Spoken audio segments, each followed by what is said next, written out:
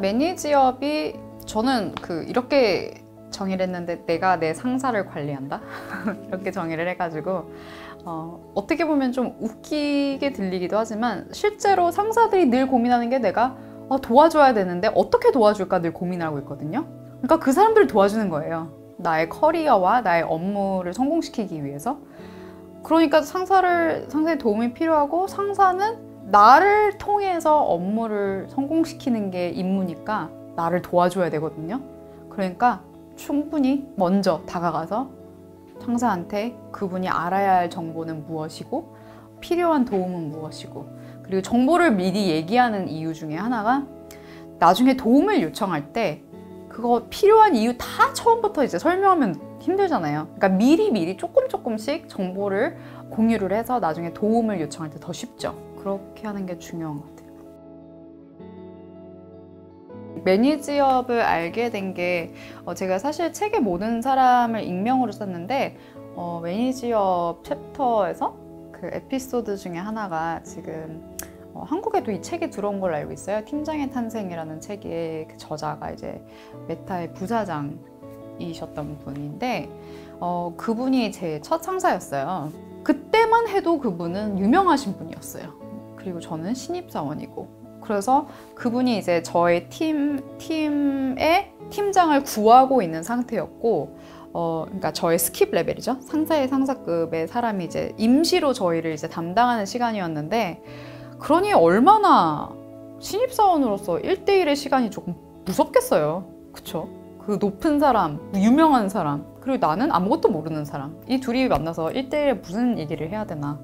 그래서 저는 뭔가 그 시간이 계속 이렇게 증명을 해야 되는 시간이라고 생각을 했는데, 어느 날 그분이 그 팀에 대해서 중대한 결정을 가지고 어나운스를 공개적으로 하기 전에 팀원을 하나하나 만나고 먼저 얘기를 해줬어요. 저희는 주로 좀 중요한 전략적인 결정을 그렇게 전달을 하거든요. 그래서 그냥 저와 1대1 하는 시간에 먼저 얘기를 하셨는데, 제가 그거를 듣고 이건 너무 아니다. 이게 저희 팀의 어떤 리더를, 이런 직책의 이런 백그라운드의 리더를 데려올 거다. 그랬는데 제가 봤을 때 저희 팀이 하는 일과 너무 다른 거예요. 그래서 그거를 무슨 용기가 났는지, 사실 그때만 해도 제가 너무 좀 불안하다고 생각했던 것 같아요. 신입사원으로서 몰라, 내가 잘 하고 있는지도 모르겠고 해고가 되더라도 일단 할 말은 해보자. 그래서 진짜 무슨 용기가 생겼는지 모르겠는데 그때 얘기를 했는데 그분이 그 다음 미팅 2개를 취소하고 계속 들으셨어요. 그래서 계속 들으면서 질문하고, 그럼 점점 이제 그게 거의 90분의 시간 동안 들으시면서 이 바쁘신 분이 비서한테 다음 미팅 취소하라고 그러면서, 그래서 저는 이게 무슨 일인가? 그러면서 아무튼 집에 가고 그날 밤에 잠을 잘 못 잤죠. 해고되겠구나. 뭔가 이렇게 당돌하게 얘기를 해서. 근데 그날 밤에 바로 이메일이 왔고 너무너무 고맙다. 몰랐었는데. 그러니까 그분은 늘 그냥 어떻게 도와줄까? 이 팀을 어떻게 셋업 for success 할까? 늘 고민하고 있는데 그게 이제 정보가 없으면 못 도와주는 거잖아요. 아니면 약간 틀린 방법으로 도움을 줄 수도 있는 거고. 게다가 높은 사람일수록 그런 중요한 정보를 잘 못 들어요.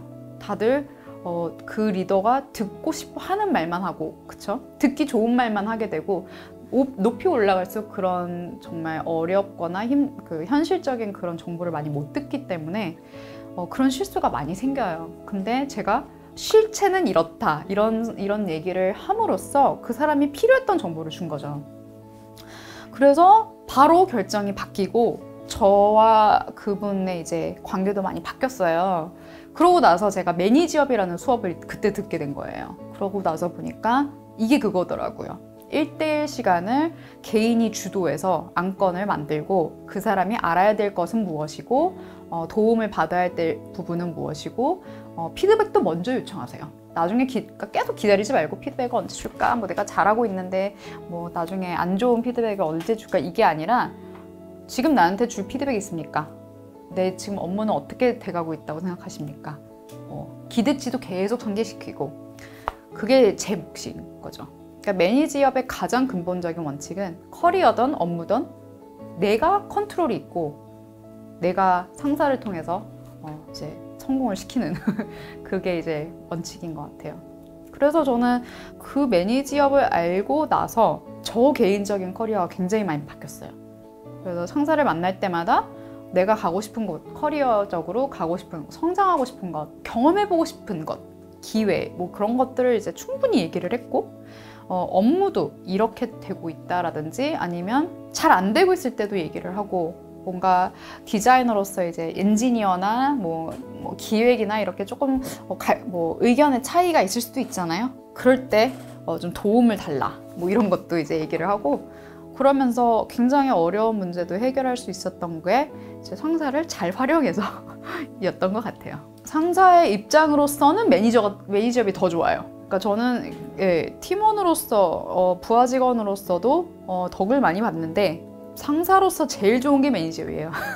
왜냐면 정말 관리하는 거 힘들거든요. 그쵸? 알아야 될 건 많고 직원들은 많고 업무도 많고 그거를 절대 다 알 수 없는데 미리미리 다 얘기를 해주고 필요한 도움 얘기해주면 얼마나 일이 수월해지는지 몰라요. 게싱 게임이 없죠. 내가 예측하고 미리 이렇게 하는 것보다 그분이 먼저, 다 팀이 먼저 얘기를 해주면 너무 일이 수월하죠. 네, 아까 잠깐 말씀드렸는데 책에서 강연에서 이제 가끔 팔로우 메시지가 올 때 뭐 다른 것들은 제도적으로 좀 바뀔 게 필요하지만 매니지업은 정말 오늘 당장이라도 할 수 있을 것 같다라고 그러면서 이제 말씀을 주시는데 개인으로서 일단 1대1 안건을 먼저 가져가고 정보를 미리 제공하고 그런 것도 있고 또 리더분들도 저한테 메일을 주시면서 나의 일이 수월해지기 위해서 나의 모든 팀원들한테 이제 매니지업이라는 개념을 얘기해주고 이제 너네들이 나한테 안건을 얘기해라 라고 이제 할 거라고도 얘기를 들었는데 그게 가장 중요한 것 같아요. 매니저들이 먼저 이제 오픈업해서 하라고 부추기는 게 중요한 것 같은데 이런 분들도 있었어요. 오히려 이거 너무 신선하고 좋다. 좋은데 한국 문화에는 안 맞는다라는 말씀을 또 이제 많이들 하셨어요.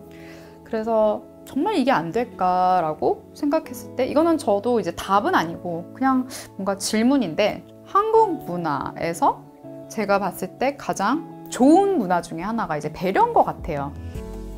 주변에 있는 그 피어들의 배려도 있지만 그 윗사람한테 배려도 이제 저희는 굉장히 어렸을 때부터 배웠던 그 한국의 문화라고 생각을 하는데 매니저업이 사실 가장 상사가 쉬운 거잖아요. 그러니까 윗사람 돕는 일이죠. 그래서 그거를 관점을 그렇게 해서 돕기 위해서 한다, 그분을 돕기 위해서 한다라고 접근을 하면 조금 더 뭔가 내가 내 상사를 관리하는 그런 것보다는 그냥 진짜 먼저 와서 도움 주는 그런 개념으로 하면은 조금 더 접근성이 쉽지 않을까.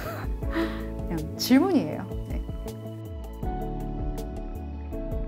제가 말한 내용들이 이런 걱정도 조금 있었어요.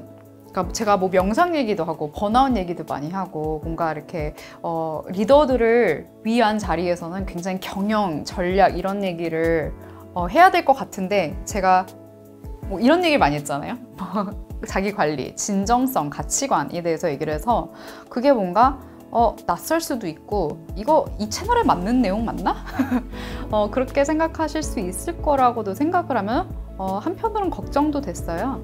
근데 저는 이게 가장 중요한 리더십의 요소라는 걸 일단 제가 몸으로 느꼈고 나중에 그거를 제가 이 자리를 통해서 조금이라도 조금 시드를 드릴 수 있다면 저는 그게 그냥 저의 일이라고 My work is done 이렇게 생각을 하는 것 같아.